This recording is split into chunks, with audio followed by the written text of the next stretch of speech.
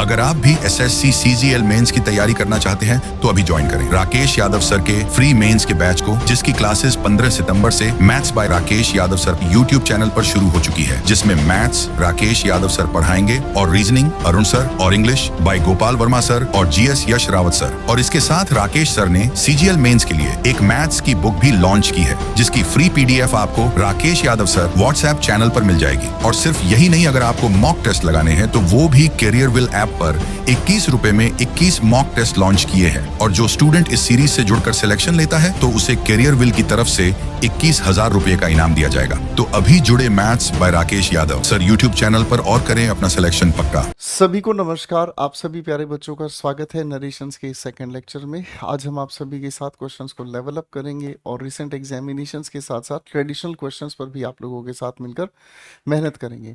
चलिए बच्चों, समय बचाते हैं, कहानी शुरू करते हैं। पहला सवाल आप सभी के सामने। The teacher reminded the students to submit their assignments by Friday. मेरे प्यारे दोस्तों, यहाँ पर इस लिखे हुए सवाल में अगर हम देखें, रिमाइंडेड है, ये अपने आप में सेकंड फॉर्म ऑफ वर्ब, ठीक है बच्चे। और यहाँ हमारे सामने लिखा हुआ इन्फिनिटिव है। तो इस इन्फिनिटिव ने हमें ये समझाया कि हमारे सामने जो लिखा हुआ सेंटेंस है वो इम्पेरेटिव सेंटेंस में होना चाहिए। अब इम्पेरेटिव के अकॉर्डिंग अगर हम देखने की कोशिश करते हैं तो सब जगह पर सबमिट लिखा हुआ है, आगे सब जगह पर योर लिखा हुआ है, आगे हमने सब जगह देखा असाइनमेंट्स लिखा हुआ है, बाई फ्राइडे लिखा हुआ है। आप कहेंगे सर रिपोर्टेड स्पीच तो लगभग सब जगह पर एक ही तरह से काम कर रही है। मैं कहूँगा बिल्कुल ठीक कह रहे हैं बच्चे। अब अगर हम सवाल को ध्यान से समझेंगे तो इस लिखे हुए सवाल में हमें लिखा हुआ नजर आ रहा है, reminded the teacher to the students. एक बात हमारे सामने आ गई है ना। इधर हमने देखा द टीचर रिमाइंडेड, आगे लिखा है द स्टूडेंट्स, ये भी अपनी जगह बात सही हो गई। अगले सवाल पर हम काम करते हैं।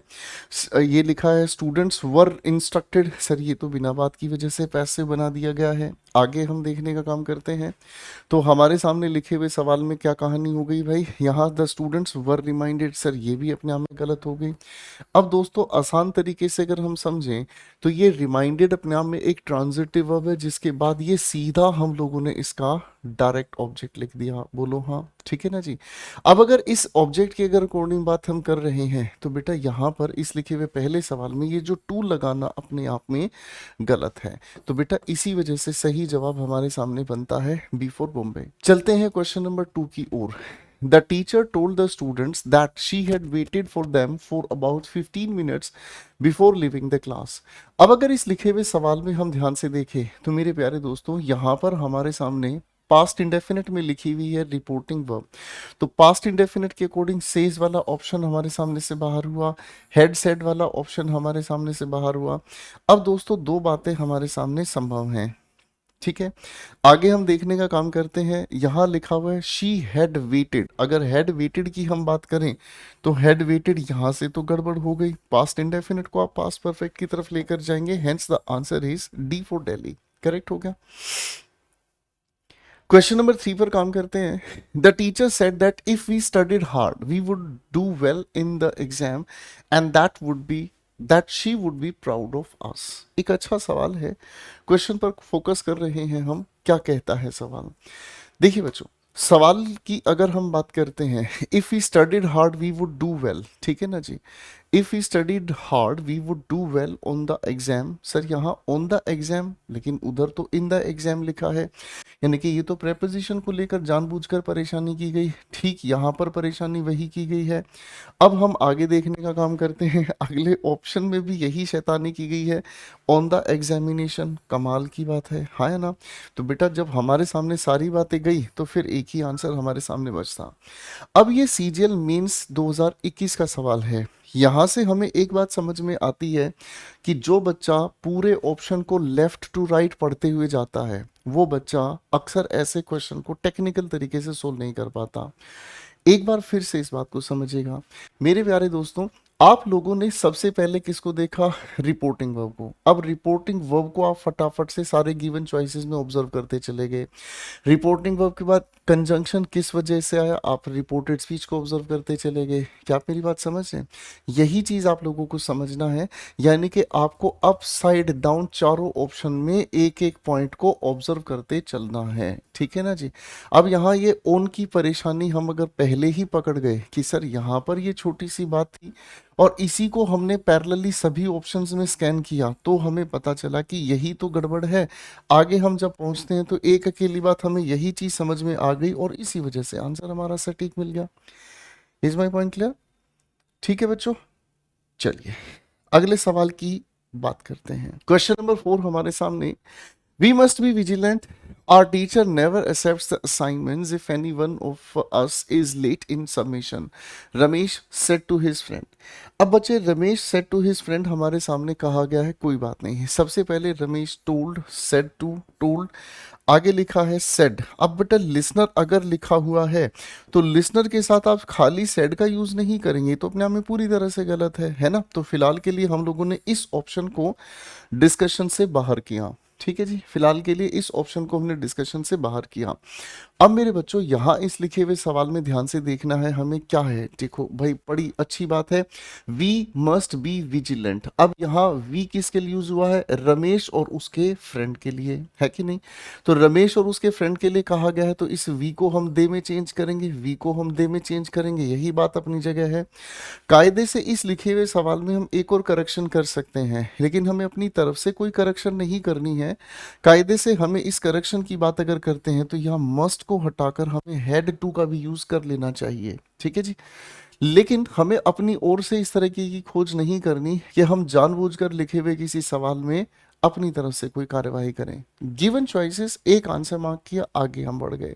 चलिए बच्चों क्वेश्चन नंबर 5 पर काम करते हैं।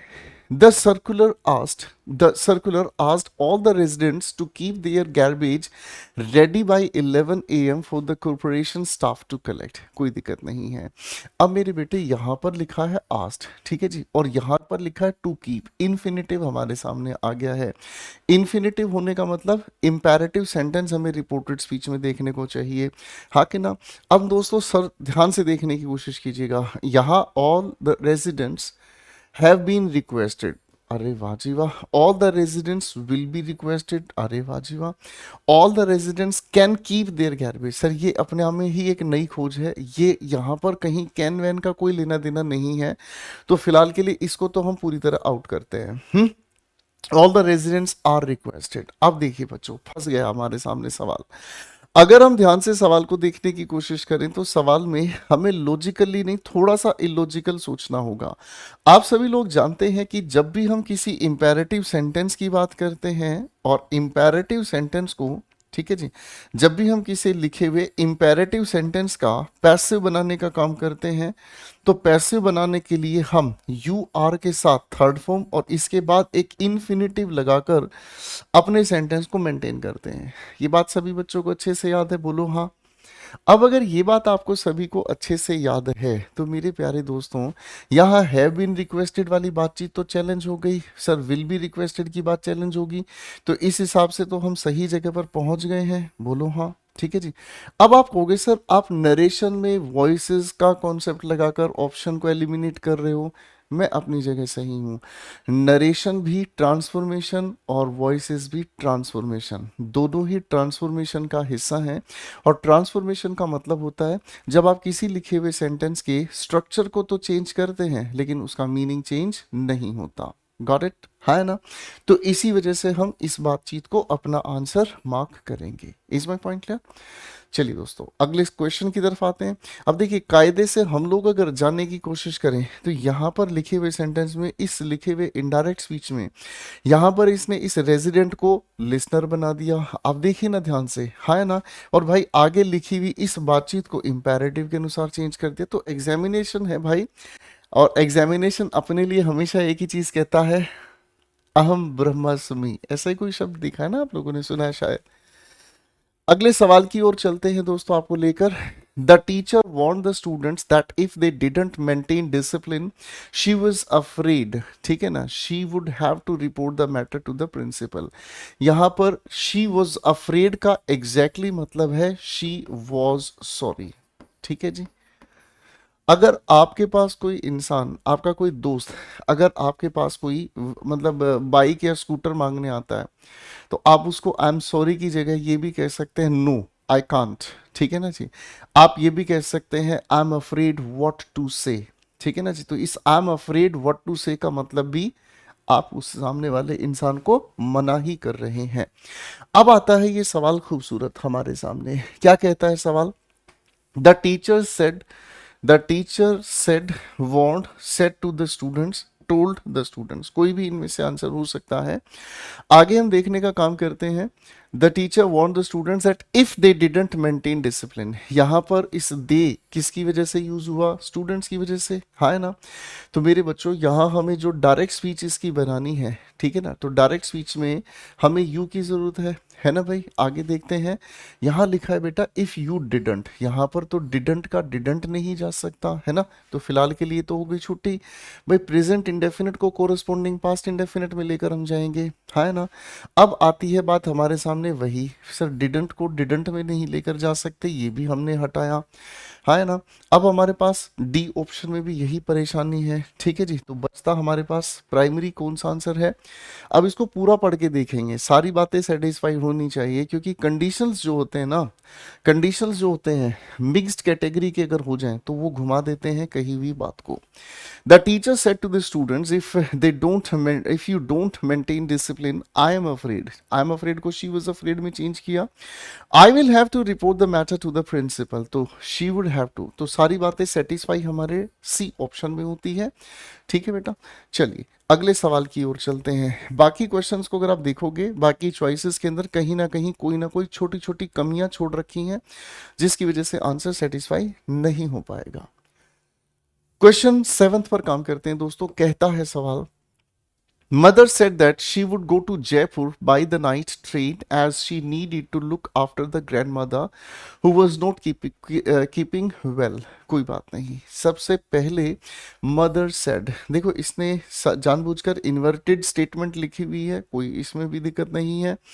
Mother said as she needs to look after, एक मिनट रुक जाओ बेटा, एक एक करके ऑब्जर्व करते हुए चलते हैं। दैट के बाद she would go to Jaipur, यहाँ शी यूज हुआ है मदर के लिए, ठीक है ना। तो यहाँ पर हमें देखना है बाई द नाइट। अब इस बाई द नाइट को अगर हम ऑब्जर्व करने की कोशिश करें तो इसका मतलब क्या हुआ, ये हमें जरिया बताया गया है।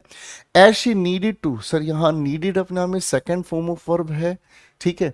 आप इस शी को अगर ऑब्जर्व करेंगे तो ये स्पीकर के अकॉर्डिंग तब चेंज होगा जब यहाँ आई लिखा होगा, है ना। तो यहाँ आई नीड टू होना चाहिए, क्या होना चाहिए बेटा, आई नीड टू होना चाहिए। तो यहाँ पर वुड बी गोइंग अपनी जगह पहले गलत हुआ बेटा, है ना जी। यहाँ हैव टू गो अपनी जगह दूसरी बात गलत होगी भाई।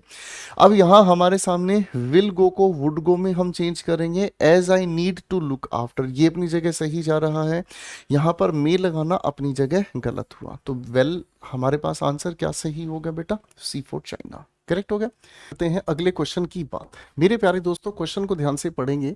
सवाल हमारे सामने लिखा है, what an excellent piece of art she said. देखिए बच्चों, ऐसा क्वेश्चन आपके पेपर में जरूर देखने को मिलता है, और ऐसे क्वेश्चन को अगर आप ध्यान से ऑब्जर्व करोगे तो मेरे प्यारे बच्चों ऐसे लिखे हुए सेंटेंस के अंदर आप लोगों को जो रिपोर्टेड स्पीच है ना, वो अपने आप में पूरा सेंटेंस नहीं होता, ठीक है। तो अगर आपके सामने लिखे हुए सेंटेंस के अंदर रिपोर्टेड स्पीच यानी कि इन्वर्टेड कॉमास के अंदर जो लिखा हुआ पूरा सेंटेंस है दोस्तों, अगर ये पूरा वाक्य नहीं हो, यानी कि सिर्फ एक फ्रेज हो या फिर एक सेंटेंस की जगह एक वर्ड हो या आधा अधूरा सेंटेंस हमें देखने को मिले, तो जब हम इसे इनडायरेक्ट स्पीच में ट्रांसफॉर्म करेंगे तो हम इसको पूरे के पूरे वाक्य में ही इनडायरेक्ट स्पीच में लिखने का काम करेंगे। आइए दोस्तों, स्पीकर हमारे सामने है शी। आगे हम लोगों ने ध्यान से देखने का काम किया, यहां लिखा है सेड, पास्ट इंडेफिनिट, तो पास्ट इंडेफिनिट के अकॉर्डिंग एक्सक्लेम जा सकता है, हेड एक्सक्लेम डिस्कशन से बाहर हुआ, और यहां एक्सक्लेम्ड और यहां एक्सक्लेम्ड। आगे हम देखते हैं क्या लिखा है मेरे बच्चों, व्हाट एन एक्सीलेंट। आप लोग जानते हैं बड़े अच्छे से कि एक्सक्लेमेटरी सेंटेंसेस में हम क्वेश्चन वर्ड को रिमूव करते हैं और क्वेश्चन वर्ड की जगह हमें दैट लगाकर एक एजर्टिव स्टेटमेंट बनानी है। तो यहां पर हमारे सामने दैट नहीं, एजर्टिव नहीं। आगे हम देखने का काम करते हैं दोस्तों, तो यहां हमारे पास दैट इट वाज और आगे लिखा इधर that it was an excellent piece of art, ठीक है।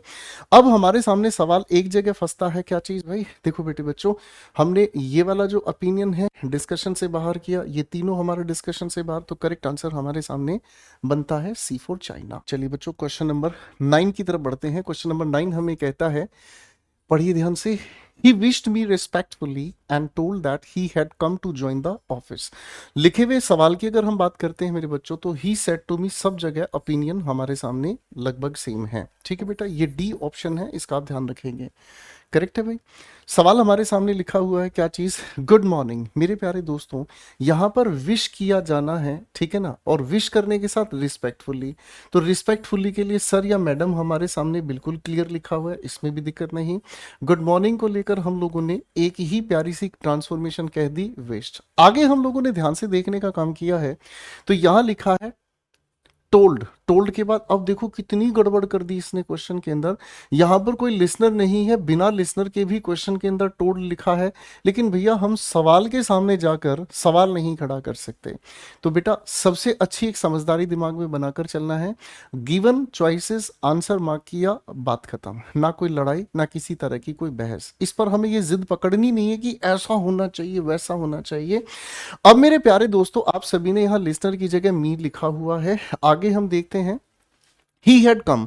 अब मेरे प्यारे नन्हे मुन्ने भाइयों, ये है पास्ट परफेक्ट। पास्ट परफेक्ट को हम लेकर आएंगे कहां से, प्रेजेंट परफेक्ट से। अगर हम प्रेजेंट परफेक्ट से लेकर आएंगे तो मेरे नन्हे मुन्ने बच्चों, ये प्रेजेंट परफेक्ट नहीं, ये प्रेजेंट परफेक्ट नहीं, ये प्रेजेंट परफेक्ट नहीं, एक ही जगह है। Hence the answer goes with A for Apple. आइए क्वेश्चन 10 क्या कहता है समझते हैं। Raghav said you should take a week to complete the job. In case you don't, just let me know how much time you will need. कोई दिक्कत नहीं। सबसे पहले रिपोर्टिंग वर्ब पास्ट में हमारे पास है, बोलो हाँ। ठीक है, अब आपके दिमाग में सवाल आएगा सर इस यू, यानी कि इस यू को हम चेंज करेंगे लिसनर के अनुसार। ठीक है जी, लिसनर इस लिखे हुए वाक्य में कहीं है नहीं, तो लिसनर को लेकर हम इस यू को चेंज किस में करें गुरुजी, ये तो सवाल उठ गया। तो मेरे प्यारे दोस्तों, ऐसी लिखी हुई सिचुएशन में जब भी कोई स्पीकर किसी लिसनर को एब्सेंट कर देता है, तो वहां लिसनर अपने आप से ही एज्यूम करना पड़ता है। तो आपके हिसाब से इस लिखे हुए सभी सेंटेंसेस में ये जो ही है, ठीक है ना जी, ध्यान से समझिएगा, ये आई है, ये आई है, इनको लेकर थोड़ा सा आप लोगों को कॉन्शियस होना पड़ेगा। लेकिन पहले हम उसी विधि पर आएंगे, उसी तरीके पे आएंगे। रिवर्स कंसीडरेशन, यहां लिखा है यू विल नीड, ठीक है जी, क्या होगा यहां पर, आई वुड नीड, हो सकती है संभावना हो, ठीक है ना जी। आई नीडेड, सर विल को नीडेड पास्ट इंडेफिनिट में तो नहीं लेकर जाएंगे, ठीक है ना। आई वुड नीड यहां लिखा है, आखिरी ऑप्शन में आई वुड नीड यहां पर भी लिखा है। देखो बेटा, एक रिवर्स कंसीडरेशन की वजह से एक एलिमिनेट हमने कर दिया, अच्छी बात है। अब इधर आ जाओ बेटा, in case you don't just, ठीक है ना, इन केस यू डोंट, तो भाई इसके हिसाब से आई डिडंट हम लोगों को चाहिए, क्योंकि रिवर्स कंसीडरेशन ने हमें बता दिया कि बेटा यहाँ आई हमें चाहिए, है ना। तो हम आई के अकॉर्डिंग, तो यहाँ डोंट की जगह क्या होना चाहिए, डिडंट। सॉरी, यहाँ इन केस ही डिडंट, ये चल गया हमारे सामने। इधर हम चलने की कोशिश करते, सॉरी यहाँ ही नहीं चाहिए हमें, आई चाहिए, है ना, ये भी हमारे सामने से गया बाहर, ठीक है ना बेटा। अरे हाँ है ना, चलो बेटा, अब इधर हम आते हैं तो हमारे सामने क्या आता है, इन केस आई डिडंट, ये भी जा रहा है, इन केस आई डिडंट, ठीक है ना। आगे लिखा हुआ है I should let him, I should let him know. बाकी सारी दोनों की दोनों चीजें यहाँ बिल्कुल पैरेलल चल रही हैं। ओके बेटा, अब हमारे सामने ही वॉज ऑल्सो सेइंग लिखा है डी ऑप्शन में, ठीक है ना जी, और हमारे सामने सी ऑप्शन में ही further said that in case I didn't. चलो अब यानी कि पीछे वाली कहानियां ठीक है, अब शुरू से पढ़ते हैं। राघव सजेस्टेड, सर रिपोर्टिंग व पास्ट इंडेफिनिट, रिपोर्टिंग व पास्ट इंडेफिनिट, यहां पर गलत हुआ, ठीक है बेटा, फाइन। तो रिवर्स कंसीडरेशन हमें बड़े सेंटेंसेस को एलिमिनेट करने में ज्यादा मदद करता है, ठीक है ना। बहुत बच्चों को लगता होगा सर आप ज्यादा टाइम ले रहे हैं क्वेश्चन बनाने में, दो रीजन है। एक तो मेरे सामने स्क्रीन बड़ी है, और ये स्क्रीन बड़ी, ऊपर से लाइट की वजह से मुझे बार बार कॉन्सेंट्रेट करना पड़ता है दाएं बाएं, पहली बात ये। दूसरी बात ये, मेरा पर्पस यहाँ पर आप लोगों को ज्ञान दिखाने का नहीं है, आप लोगों को क्वेश्चंस को बनाने की स्किल्स डेवलप कराना है। मेरी कोशिश ये है कि जब भी आप कोई क्वेश्चन देखें, आपके दिमाग में जो सेल्फ डाउट्स आते हैं, ऐसा वैसा ये वो, उन चीज़ों के साथ साथ आपको मैं जवाब देता रहूँगा, आपका लेवल ऑफ कॉन्फिडेंस इंप्रूव होगा। अगर सिर्फ यही देखना है कि सर आप कितनी जल्दी क्वेश्चंस बना सकते हैं, तो वो मेरी स्किल क्वेश्चंस को बनाने की है, ठीक है ना, उससे आपको कोई फायदा मिलेगा नहीं। आप इन्हीं क्लासेस को देखकर जब आप अपने घर पर अपनी इंग्लिश एक्यूमेन से प्रैक्टिस करें, किसी भी बुक से प्रैक्टिस करें, किसी भी प्रीवियस ईयर क्वेश्चन से आप प्रैक्टिस करें, किसी भी ऑनलाइन टेस्ट सीरीज से आप प्रैक्टिस करें, आपको उसका एक बेनिफिट फील होगा कि यार खटाखट आंसर बन रहे हैं। अब क्वेश्चन जैसे हमें कंफ्यूज कर देते, सी आंसर होगा या डी आंसर होगा, अब हमें देखने का तरीका मिल गया। अगर ये चीज़ आप महसूस कर रहे हैं तो दिल से आपका धन्यवाद, आपने बहुत अच्छा सीखा है मेरे दोस्तों, दिल से आपका धन्यवाद। क्वेश्चन 11 पर आपको लेके चलते हैं। The manager said to his team that they postpone the meeting until all of them had information required. मुझे लगता है या तो यहाँ पर टाइपिस्ट साहब की गलती है या फिर पेपर ने ही गलती दी है, स्टेनो की परीक्षा से उठाया है ये सवाल। We will check it later on, ठीक है। अब सवाल पर काम करते हैं। द मैनेजर सेड, देखो बेटे यहाँ पर लिखा हुआ है सजेस्टेड, सजेस्टेड तभी आ पाएगा जब रिपोर्टिंग वर्ब हम पास्ट की तरफ लेकर चलेंगे। अभी हम डिसाइड नहीं कर पा रहे हैं आगे क्या कहा। The manager suggested to his team that they postpone the meeting until all of them had the information required. अब यहाँ हमारे सामने जो लिखा पोस्टपोन है, ये अपने आप में कुछ और नहीं, प्रेजेंट सब्जंक्टिव की कहानी को यहाँ पर समझा रहा है। प्रेजेंट सब्जंक्टिव की कहानी को यहाँ पर समझा रहा है। और जब हम सजेस्ट करते हैं किसी को दैट क्लॉज के साथ, तो बेटा उसके साथ हम हमेशा बेस फॉर्म ऑफ वर्ब का प्रयोग करते हैं, ठीक है जी। ये वाली भी बात अपनी जगह सेटिस्फाई हो गई।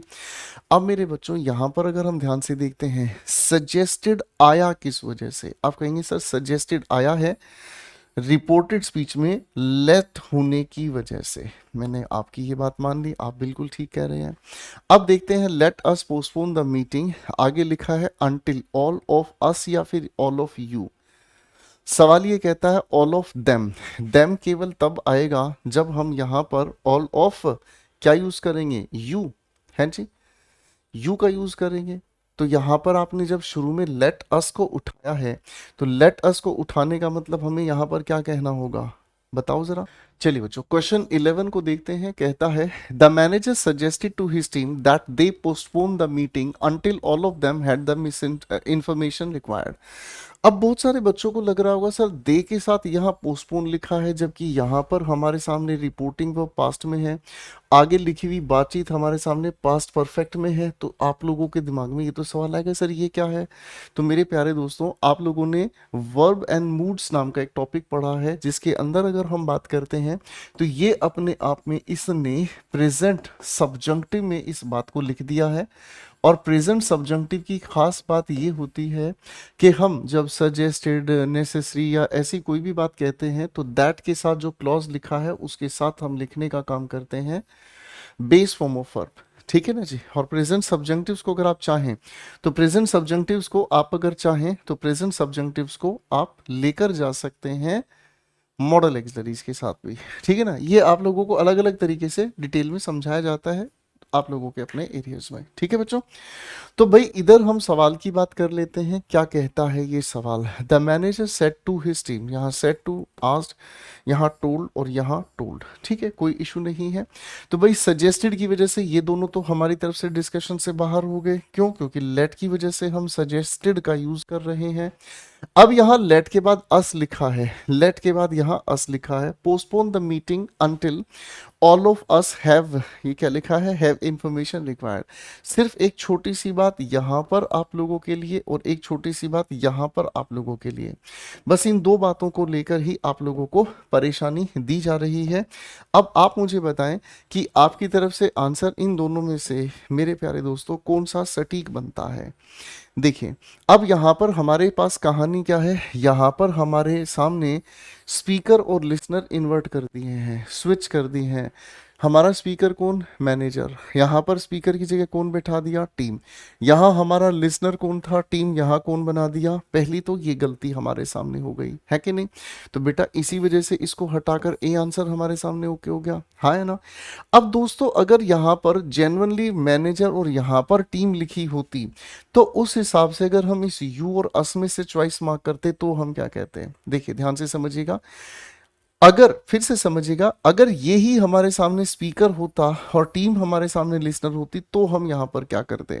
तो हम यहां पर अस को चुनते या यू को चुनते? ध्यान से समझिएगा, मैनेजर अपनी टीम को यह कह रहा है आज हम इस मीटिंग में नहीं बैठते हैं, आज हम यानी कि इस मामले में मतलब जो मैनेजर है और टीम है मीटिंग में इकट्ठे बैठने को मना कर रहा है। क्यों?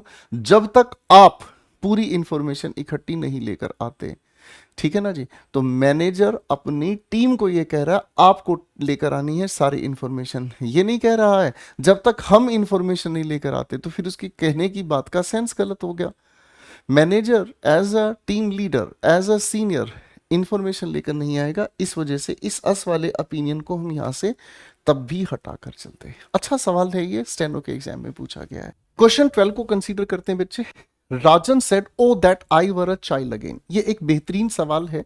पेपर में कई बार हमने ऐसे सवाल देखे हैं जिनके अंदर हमें पास्ट सब्जेक्टिव के बारे में आंसर तैयार करना है। पास्ट सब्जेक्टिव का आंसर जब हम तैयार करने की कोशिश करेंगे मेरे प्यारे दोस्तों, सबसे पहले लिखा हमारे सामने सेड है, करेक्ट है जी। अब सेड के बाद ओ दैट, ओ दैट का मतलब क्या हुआ? किसी इंसान ने यहां पर विश किया है काश ऐसा होता, क्या होता कि मैं एक बच्चा बन जाता। अब मेरे दोस्तों अगर इस कॉन्सेप्ट को हम टाइम लाइन से समझे तो ज्यादा बेहतरीन होगा। हम इस बात को ऐसे कुछ खूबसूरत तरीके से समझेंगे, ये हमारे सामने पास्ट सब्जेक्टिव है। पास्ट सब्जेक्टिव का मतलब क्या हुआ कि हमारे सामने कही हुई कोई भी बात पास्ट में जाकर इमेजिन की जाती है कि प्रेजेंट में काश ऐसा होता। ठीक है जी, पास्ट के अकॉर्डिंग आज हम सोच रहे हैं काश ऐसा होता। लेकिन दोस्तों जैसे ही हम लोग इसको इनडायरेक्ट स्पीच में ट्रांसफॉर्म करेंगे तो सेड वाली कहानी कहाँ चली गई? आप कहोगे गुरुजी सेड वाली कहानी तो ये प्रेजेंट में रही नहीं, तो इसका मतलब क्या हुआ? अब हमारे सामने से ये जो प्रेजेंट की बात कही गई है ये आगे खिसक गई। क्यों आगे खिसक गई? आप कहेंगे सर प्रेजेंट से हम लोगों ने सेड की तरफ अगर आए तो सेड वाली बात तो रिमोट पास्ट में हो गई। अरे हाँ ना, इसका मतलब अगर हम इस इमेजिनेशन वाले परिवार की बात करें तो इमेजिनेशन तो पास्ट में और ज्यादा पीछे पास्ट में चली गई। तो बेटा जी ये जो इमेजिनेशन वाली कहानी हमारे सामने लिखी है इस वर को हम लेकर जाने की किस में कोशिश करेंगे? परफेक्ट सब्जेक्टिव में, या फिर अगर साधारण भाषा में हम कहें तो इसके लिए हमें पास्ट परफेक्ट टेंस की तरफ जाना होगा। तो मेरे प्यारे दोस्तों ये वाली कहानी फेल हुई, ये वाली कहानी फेल हुई, ये वाली कहानी फेल हुई। तो मेरे प्यारे दोस्तों यहां पर हम लोगों ने सर क्या किया? विश किया है। क्या विश किया है? कि पास्ट में किसी इंसान ने जाकर विश किया है कि इससे ज्यादा पास्ट में जाकर काश ऐसा होता। तो यही एक बेहतरीन सवाल है, इसका आप लोगों को ध्यान रखना है। चलिए बच्चों 3 पर आएंगे। Where did the children leave their recorded books? ठीक है, record books. The sports coach asked the class perfect. अरे यार ये है प्रीफेक्ट, स्पेलिंग को ध्यान से समझना। क्लास के मॉनिटर को प्रीफेक्ट मान लीजिएगा, ठीक है ना, ये प्रीफेक्ट है not perfect. Okay, where did the children leave their record books? चलिए कोई दिक्कत नहीं है, पहली बात तो ये समझ में आ गया है इंटेरोगेटिव सेंटेंस पास्ट इंडेफिनेट से हम लोगों ने बनाया हुआ है। तो स्पोर्ट्स कोच सब जगह पर लिखा है, आस्क्ड सब जगह लिखा है, क्लास प्रीफेक्ट सब जगह लिखा हुआ है, वेयर कंजंक्शन सभी जगह पर सटीक तरीके से आया है। अब हमें लिखना है पहले सब्जेक्ट। ये लिखा है सब्जेक्ट, ये बात गड़बड़ हो गई। ठीक है जी, यहाँ पर हमारे सामने सब्जेक्ट हो गए हैं तीनों तरफ। हाँ मेरे बेटे यहाँ लिखे इस पास्ट इंडेफिनिट को पास्ट परफेक्ट में लेकर हम जाएंगे, तो ये गलत हो गया, ये गलत हो गया। हमारे पास बचता सिर्फ एक ही है and that is C for China. That is C for China, correct. Question 14 पर आ जाइएगा।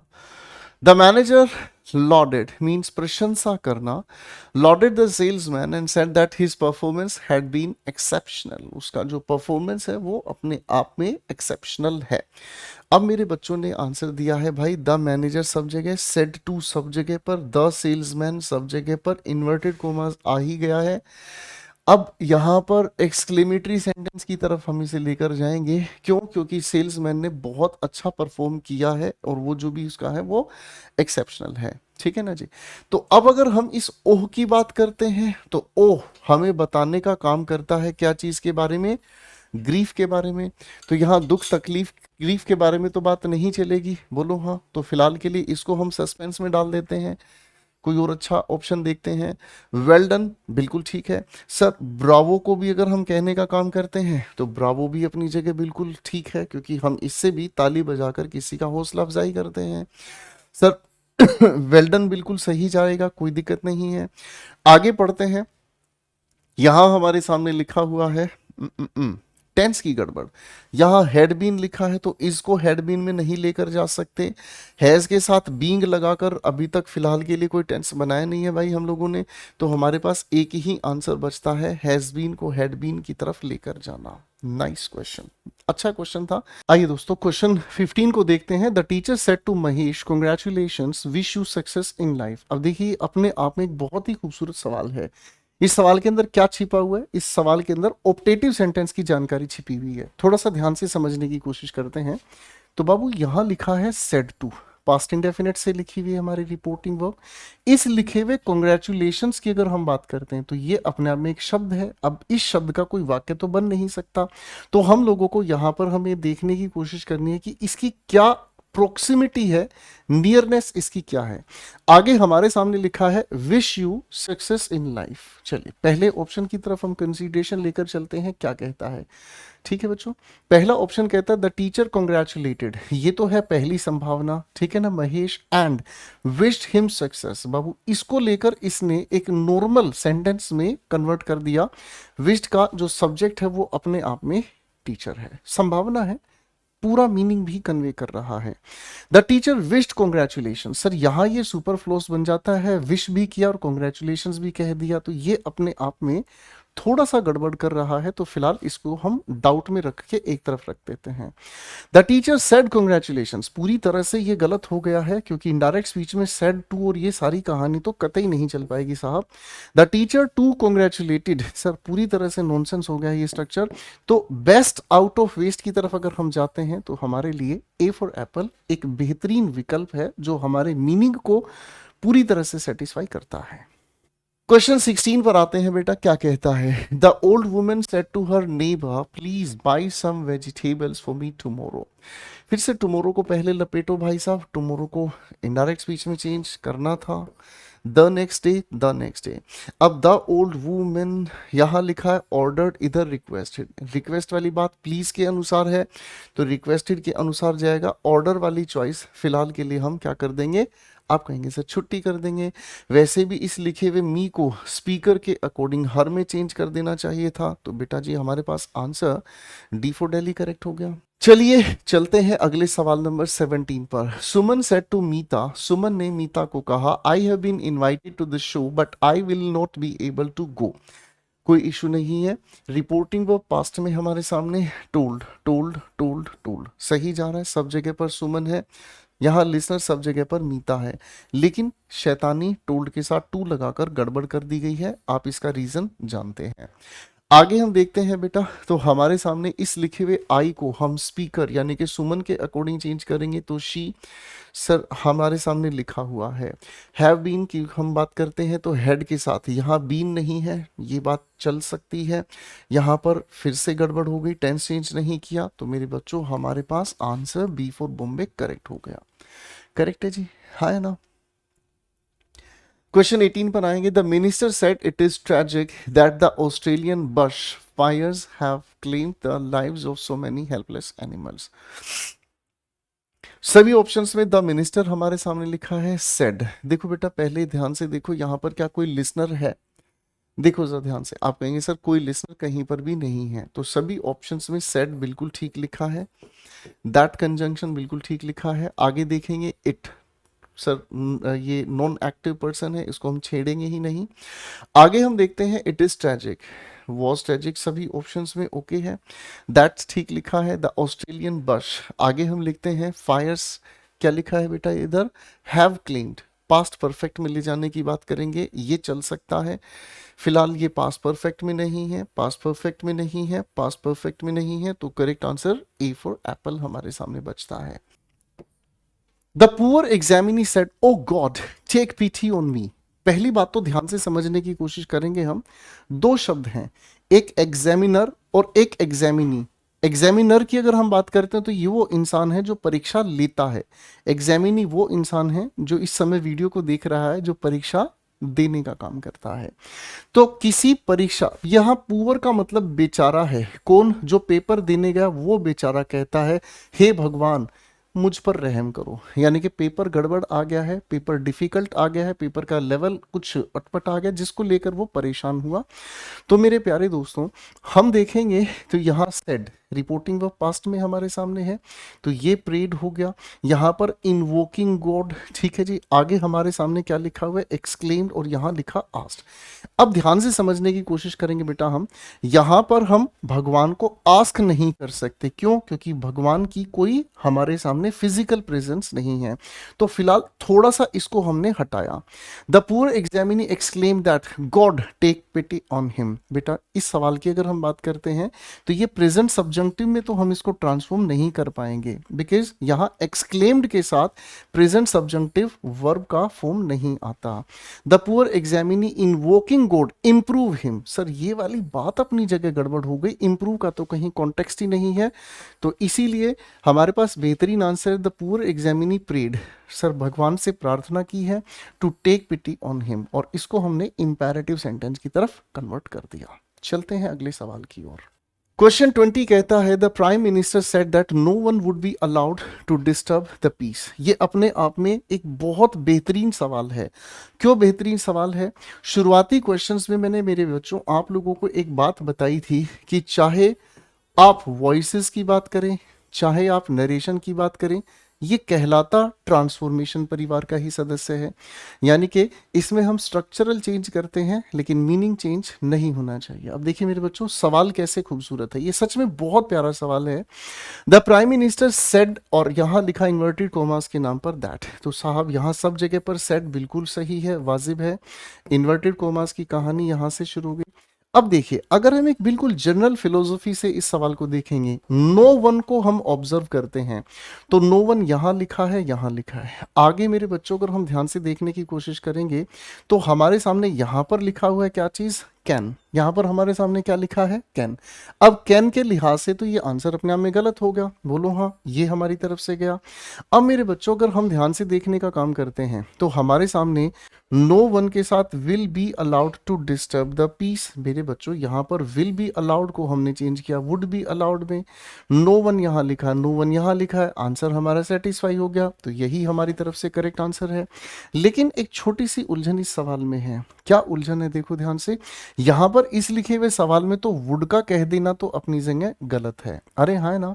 लेकिन मेरे बच्चों अगर पहले ऑप्शन को हम देखें, काफी सारी किताबों में, काफी सारे मॉक टेस्ट में इस सवाल को ट्विस्ट करके दिया जाता है। कैसे? इसको ध्यान से समझिएगा मेरे बेटा। हम अगर इस ट्रांसफॉर्मेशन के तहत ध्यान से समझने का काम करें तो मेरे प्यारे नन्हे मुन्ने भाइयों, ये जो लिखा पूरा वाक्य है, आप कहेंगे सर ये अपने आप में पैसिव वॉइस है।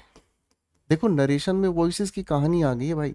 यहाँ ये जो लिखा हमारे सामने है वो क्या है? एक्टिव वॉइस है। अब अगर आप इसको एक्टिव से पैसिव की तरफ लेकर जाओगे तो वॉइसेस वाली क्लास आपने देखी है, इस एनी को और नोट को दोनों को आपस में मर्ज करके आप क्या बना दोगे?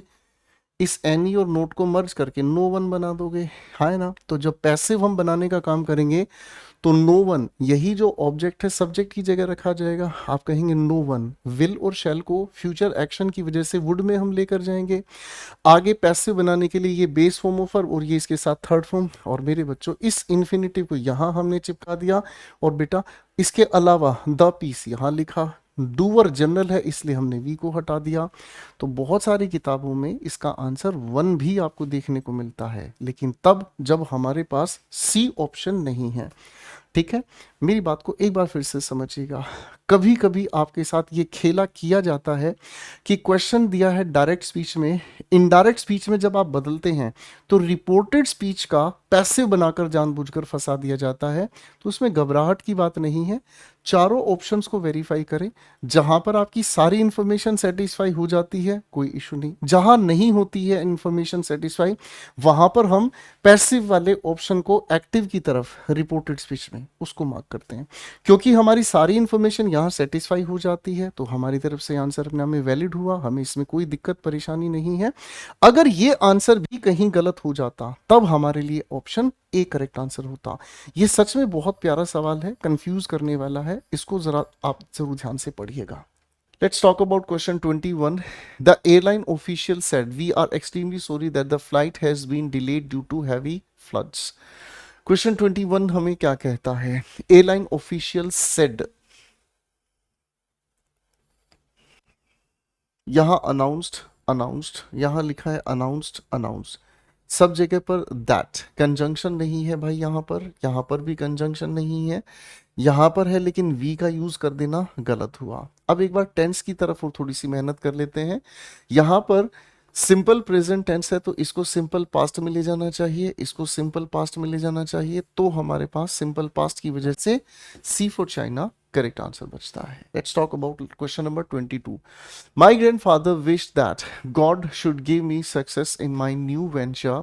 He further said that his prayers would always be with me. कोई इशू नहीं है। My grandmother सभी ऑप्शंस में लिखा हुआ है बेटा, यहाँ wished लिखा है हमारे सामने पास्ट इंडेफिनिट, तो पास्ट इंडेफिनिट से डायरेक्ट स्पीच में जाना है हमें, है ना बेटा। said to wished आगे लिखा है सेट टू। अब विश्ड के साथ टू लगा देना तो गलत हो गया बेटा, ठीक है ना जी, विश्ड के साथ टू लगा देना तो गलत हो गया, ये इसका ऑब्जेक्ट गलत हो जाएगा, ठीक है। फिलहाल के लिए इसकी भी हमने छुट्टी की, फर्स्ट ऑप्शन भी। अब बी या डी में से कोई एक आंसर हमें देखना है। My grandfather said to me, आगे लिखा है मे बी गॉड वी। अरे सर ये क्या है, ये क्या है, ये क्या है, ऐसे ना मुझे तुम देखो, चांटा लगा देंगे भाई, है ना भाई। तो ये तो अपनी जगह गड़बड़ ही होगी, है ना जी। God should give me success in my new venture, he further said that his prayers would always be with me, ठीक है ना।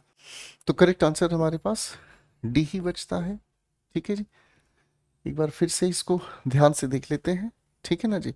हमारे पास यहाँ जो बेटा ये यू लिखा है, इस यू को मेरी ग्रैंडमदर विश करेगी तो मेरे को ही करेगी, इसी यू की वजह से यहाँ पर हमें मी लिखा, ठीक है ना जी। अब इस लिखे हुए ऑप्शन में भी यहाँ पर लिखा हुआ है वुड, क्यों लिखेंगे भाई, हम विल से वुड की तरफ जाएंगे, है ना बेटा।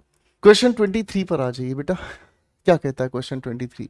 Pushpa Raj said, I arrived at the workshop an hour ago, but nothing much is happening here. कोई इशू नहीं है, सब जगह पुष्पा लिखा हुआ है, सब जगह पर देखो बेटा, यहाँ पर ऑब्जर्व्ड, सेड, आस्क्ड, सेड। फिलहाल के लिए रिपोर्टिंग वर्ब पर कोई छेड़खानी नहीं, बहस नहीं। रिवर्स में आते हैं बेटा तो हेयर को देयर में चेंज यहाँ नहीं किया गया है।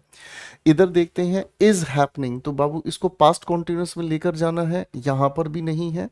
पास्ट कॉन्टिन्यूस यहाँ पर है, हेयर को देयर में चेंज किया गया है। अब देखते हैं बेटा सवाल क्या कहता है। दो क्वेश्चन है, सी या डी में से आंसर एक हमें मार्क करना है। Pushpa asked that why, sir why का तो कोई सवाल ही नहीं है ना यहाँ पर, तो हमारे पास बचता है एक अकेला answer, D for Delhi. The lady said to the plumber, "Why didn't you come last week? The RO machine has been making some noise for the last 10 days." कोई दिक्कत नहीं है। क्वेश्चन 24 के लिए हमें देखना है क्या कह सकता है क्वेश्चन 24। लीजिए मेरे प्यारे दोस्तों, रिवर्स कंसीडरेशन में आते हैं तो यहाँ लास्ट 10 डेज, इस लास्ट को आप छेड़ेंगे नहीं, ये अपनी जगह सही है। तो for the last 10 days, for the last 10 days, for the last 10 days and for the last 10 days सही जा रहा है। रिवर्स कंसीडरेशन पे आते हैं तो बेटा ये टेंस देखो जरा कौन सा है, प्रेजेंट परफेक्ट कॉन्टिन्यूस, ठीक है बेटा। तो प्रेजेंट परफेक्ट कॉन्टिन्यूस को हम पास्ट परफेक्ट कॉन्टिन्यूस में लेकर जाएंगे, तो ये तो हमारी तरफ से पहली छुट्टी हुई, हो सकता है ये जवाब, ये भी हमारी दूसरी छुट्टी हुई, हो सकता है ये जवाब। अब बेटा हमारे पास ए या फिर सी में से एक आंसर है। The lady asked the plumber if, देखिए मेरे प्यारे दोस्तों यहाँ पर कंजंक्शन के लिए ही ये क्वेश्चन वर्ड कंजंक्शन बनता है, इफ लगा देना तब होता जब ये क्लोज एंडेड क्वेश्चन होता। तो correct answer A for apple हमारे सामने बन जाता है। क्वेश्चन 25 हमें कहता है the boss said it is time we began planning our work. मेरे प्यारे दोस्तों इस क्वेश्चन को ध्यान से समझने का काम कीजिएगा। यहाँ पर अगर हम ध्यान से देखें, देखिए टेंस की कहानी आपको पता है, इट इज टाइम के बाद आने वाली वर्ब की फॉर्म जो है वो V2 है। कहने के लिए अगर हम इसको कहने की समझने की कोशिश करें तो ये पास्ट सब्जंक्टिव परिवार का सदस्य है। अब पास्ट सब्जंक्टिव परिवार का ये सदस्य है तो शैतानी तो पास्ट सब्जेक्टिव करता ही है नरेशंस के क्वेश्चन में। तो बेटा इस लिखे हुए सवाल पर अगर हम थोड़ी सी मेहनत करें, देखिए मेरे बच्चों ध्यान से समझने का काम करें। सेड सभी ऑप्शंस में लिखा हुआ है, दैट सब्जेक्ट ही लिखा हुआ है। इट की बात करें कोई भी दिक्कत नहीं, इट इज को हमने वॉज में लेकर जाना पड़ा, ये भी सही जा रहा है। अब मेरे बच्चों यहाँ वी लिखा है किसके लिए, बॉस और उनकी टीम के लिए, तो बेटा हमारा तो इससे लेना देना नहीं है, तो वी की कंफ्यूजन को हम लोगों ने आउट किया। अब मेरे बेटे हमारे सामने दो ही विकल्प बचते हैं, हम इसके लिए हैड बिगन रखें या सिर्फ बिगन रखें। आगे लिखा हुआ है देयर वर, तो आप कहेंगे सर टाइमलाइन से आपने क्वेश्चन पहले समझाया था, तो हम इसे पास्ट सब्जेक्टिव को परफेक्ट सब्जेक्टिव की तरफ लेकर जाएंगे और इसकी वजह से हमारा आंसर ए फॉर एप्पल बनेगा। अब इस बात को ध्यान से समझिएगा, हम पास्ट सब्जेक्टिव में सेकंड फॉर्म यूज करते हैं और यही इमेजिनेशन किसी पास्ट से भी पास्ट की तरफ अगर लेकर हम जाते हैं तो ये जाता है परफेक्ट सब्जेक्टिव में, यानी कि हेड के साथ थर्ड फॉर्म। सिलेक्शन बैच में इस कहानी को गहराई से पढ़ाया जाता है, यहाँ पर उतनी गहराई से मैं आपको नहीं डिस्टर्ब करूंगा मेरे बच्चों। क्वेश्चन के लॉजिकल तरीके से आप सीधे आंसर पर भी जा सकते हैं, ठीक है बच्चों।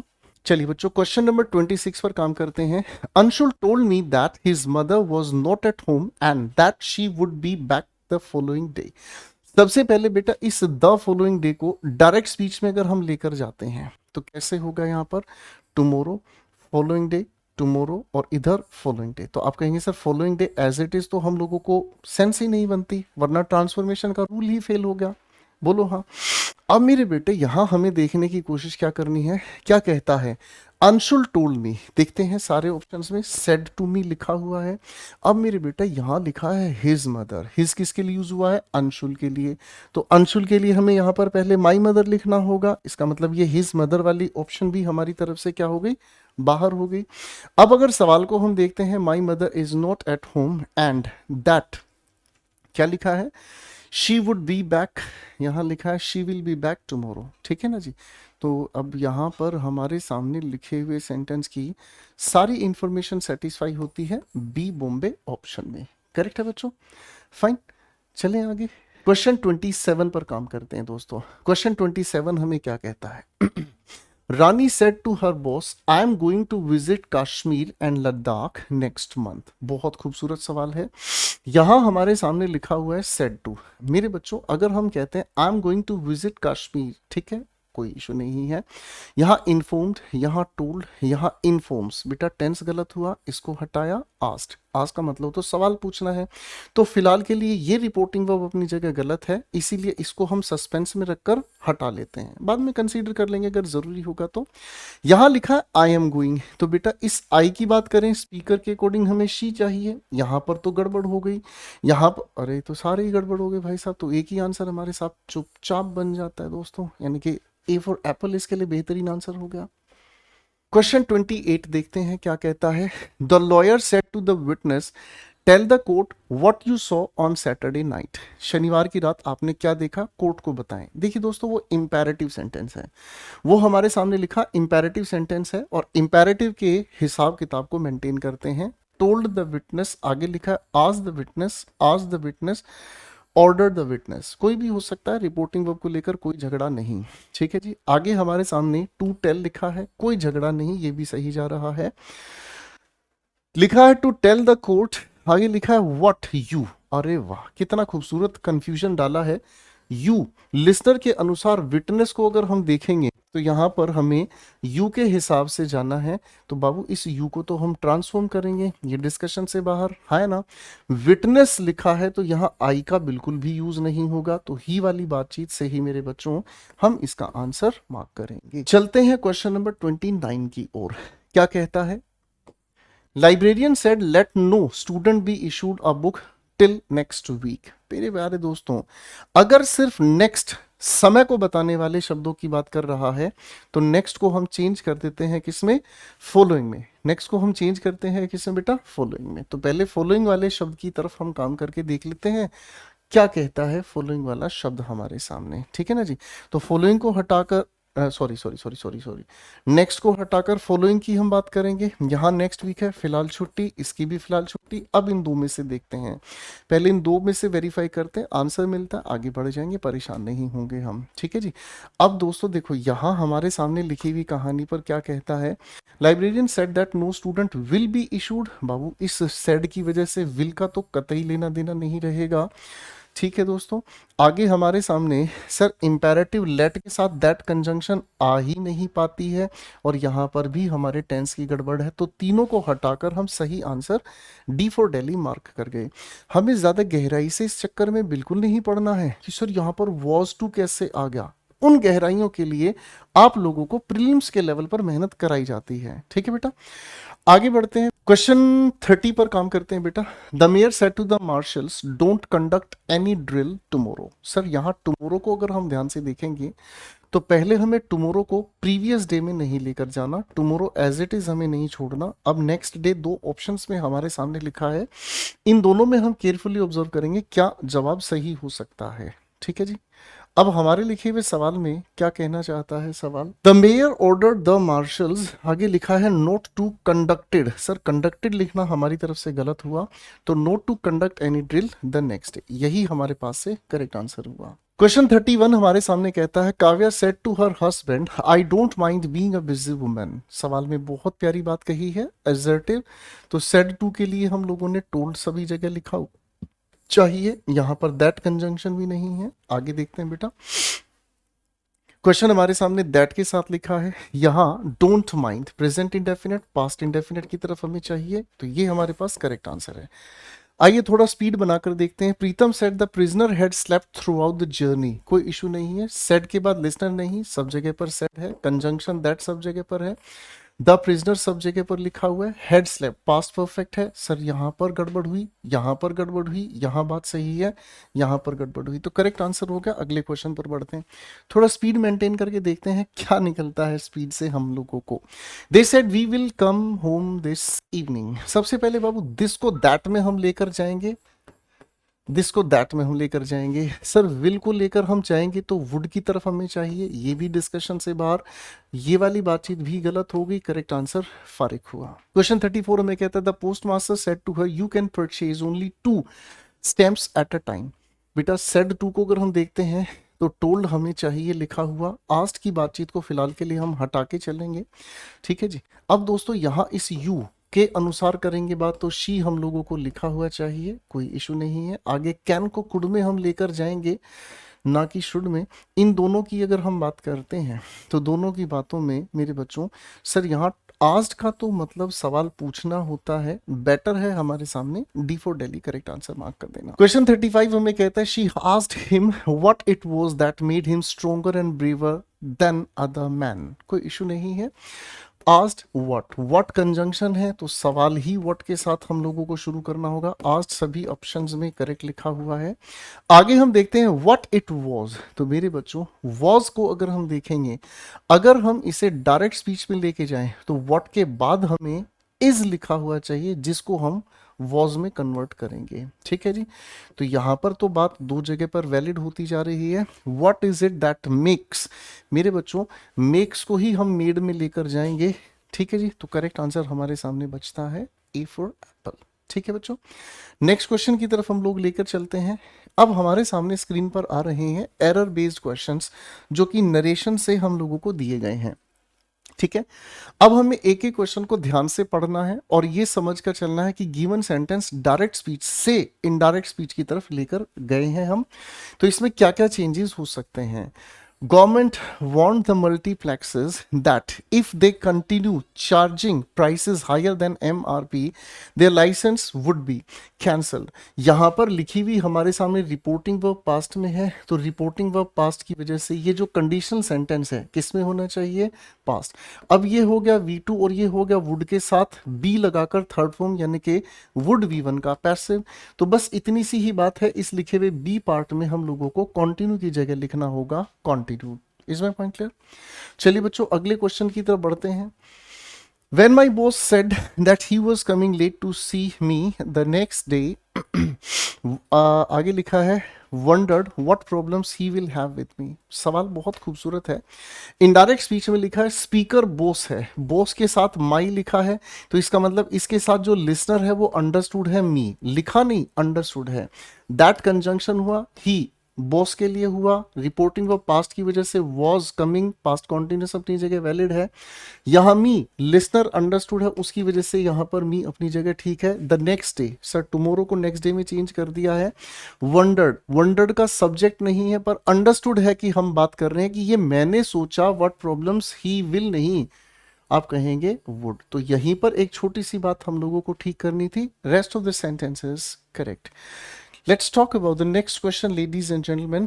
My father told me that if I work for the betterment of mankind, God would certainly do good to me. मेरे पापा ने कहा टोल्ड मी, हम अगर यहाँ मी नहीं भी देखते ना तो भी अंडरस्टूड था कि मेरे पापा हैं तो मुझे ही कहेंगे। दैट ये कंजंक्शन है, इफ के साथ हम यहाँ कंडीशनल सेंटेंस बना रहे हैं। आई मी के अनुसार चेंज हुआ है, आगे वुड के साथ V1 लिखा है, तो यानी कि यहाँ पर हमें कंडीशन को वर्कड के साथ लिखना होगा। The answer is B for Bombay, correct है बेटा, the answer is B for Bombay, ठीक है। नेक्स्ट सेंटेंस पर काम करते हैं। He promised her that he would surely take her friends along with her to the movie today morning. अब देखिए कितना प्यारा सवाल है मेरे बच्चों। प्रोमिस रिपोर्टिंग वर्ब है, दैट कंजंक्शन है, ही हम लोगों ने लिया है स्पीकर के अकॉर्डिंग, कोई इशू नहीं है। रिपोर्टिंग वर्ब पास्ट में है, तो बेटा जी हम इस विल शैल को वुड में चेंज कर देंगे, ये भी कोई दिक्कत नहीं है। आगे हम चले with her to the movie, अब ये टाइम बताने वाले शब्द को भी तो हम चेंज करेंगे।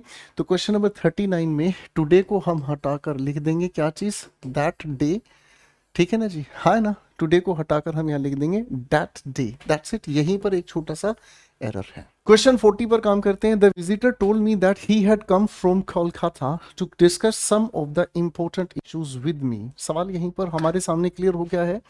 यहाँ पर ये जो मी लिखा है मेरे प्यारे दोस्तों, यहाँ जो मी लिखा है, ये मी किसकी वजह से आया है, यहाँ लिसनर मी की वजह से, तो इसमें कोई भी परेशानी नहीं मेरे बच्चों। लिसनर से पहले रिपोर्टिंग वर्ब को टोल्ड में चेंज किया, दैट कंजंक्शन है ही, विजिटर की वजह से आपने यूज किया है।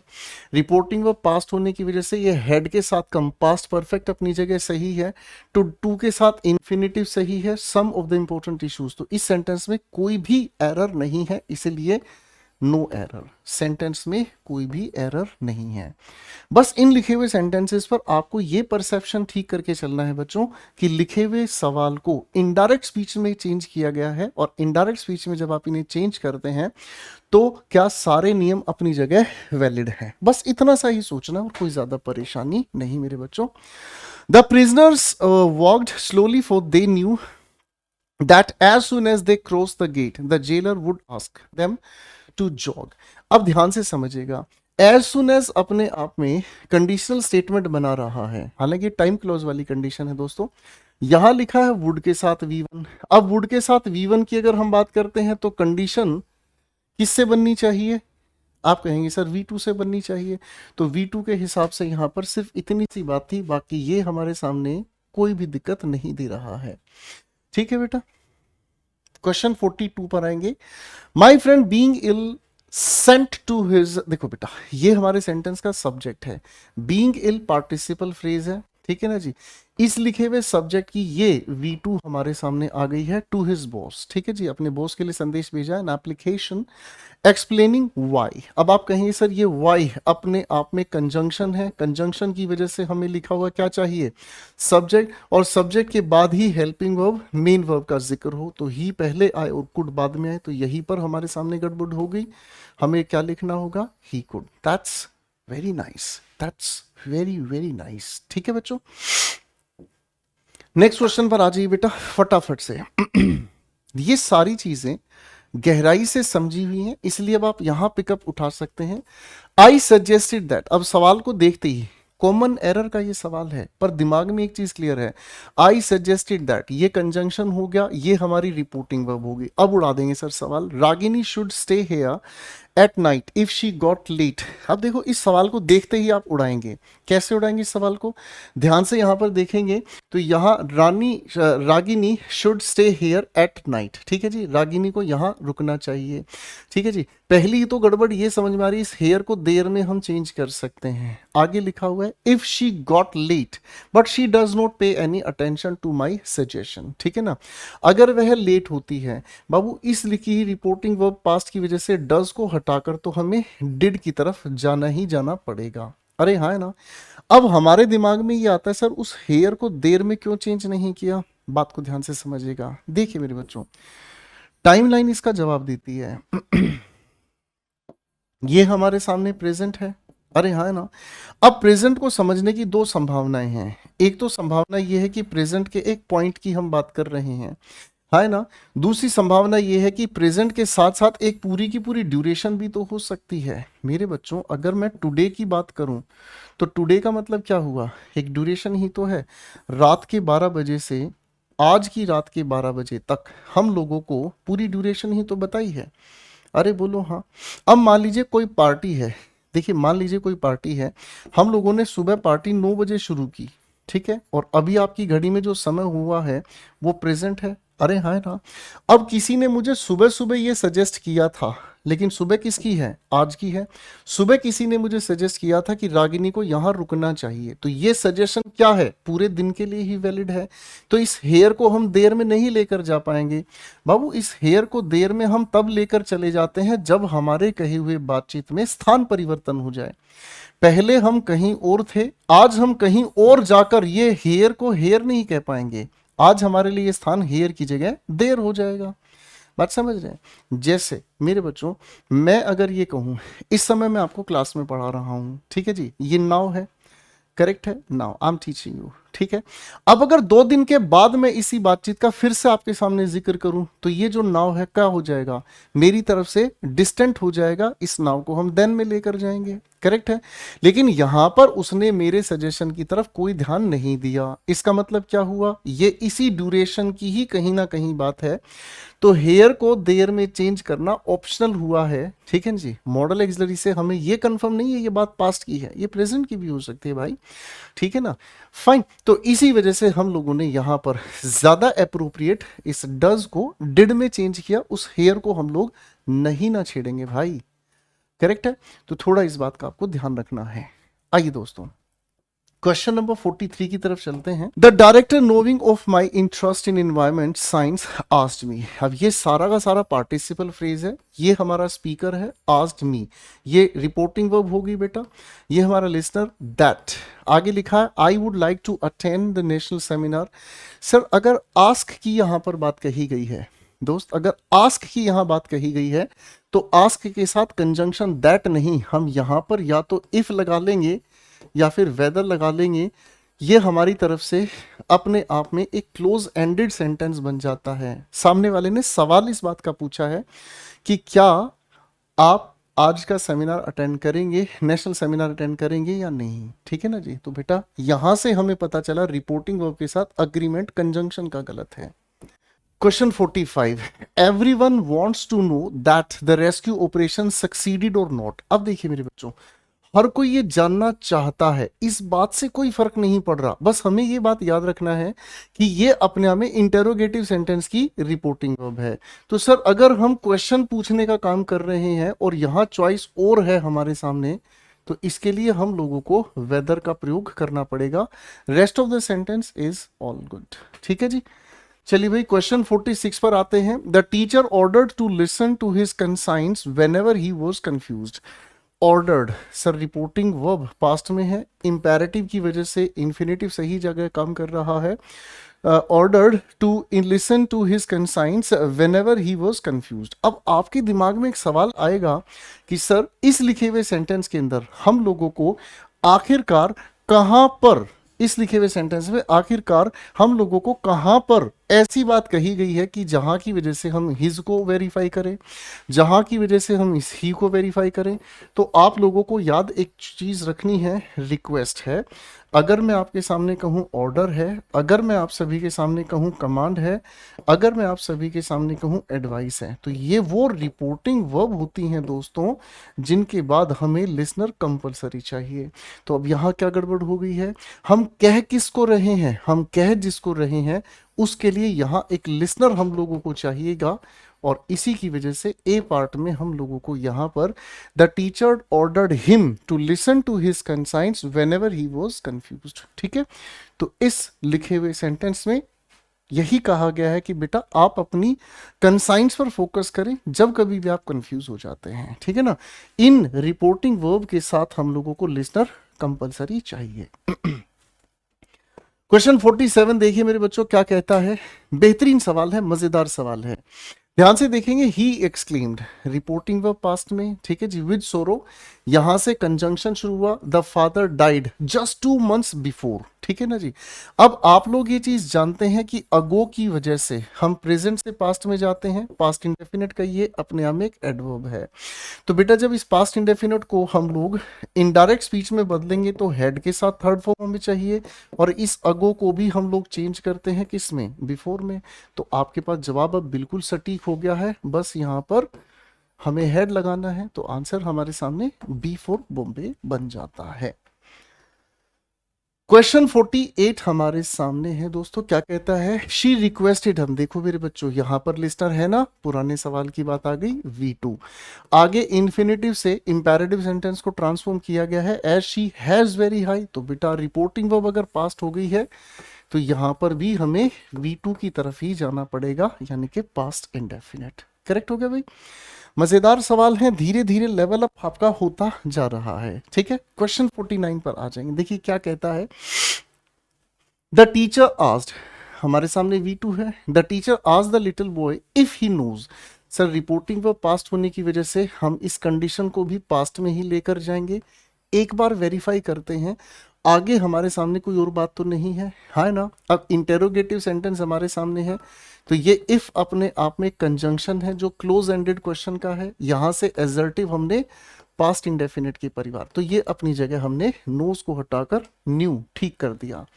आइए दोस्तों डिस्कस करते हैं आज की रात का महफिल का आखिरी सवाल। ठीक है, देखिए दोस्तों, शी सेड रिपोर्टिंग वर्ब है, दैट कंजंक्शन है, शी की वजह से इधर शी लिखा है, she said that she was going to theatre and wanted to know that I could accompany him.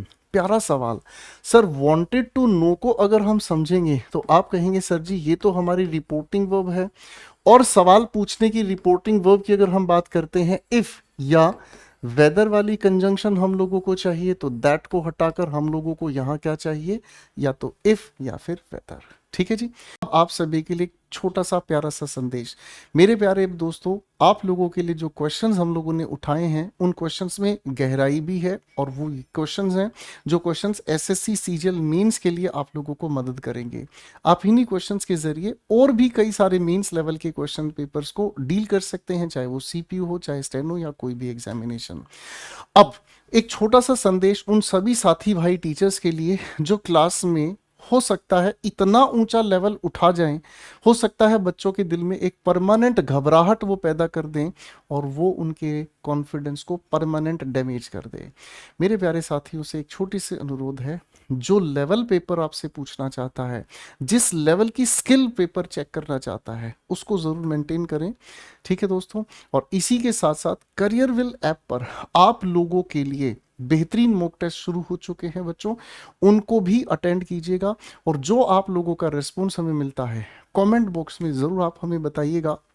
आप मुझे personally Instagram Gopal Verma sir पर भी फॉलो करके आप मुझे फीडबैक दे सकते हैं। आपकी फीडबैक मेरे परफॉर्मेंस को बेहतर करेगी, आपके लिए क्वालिटी कंटेंट को इंप्रूव करेगी। इसी बात के लिए आज के लिए शुक्रिया, मिलते हैं अगली क्लास में। नमस्कार मेरे प्यारे दोस्तों।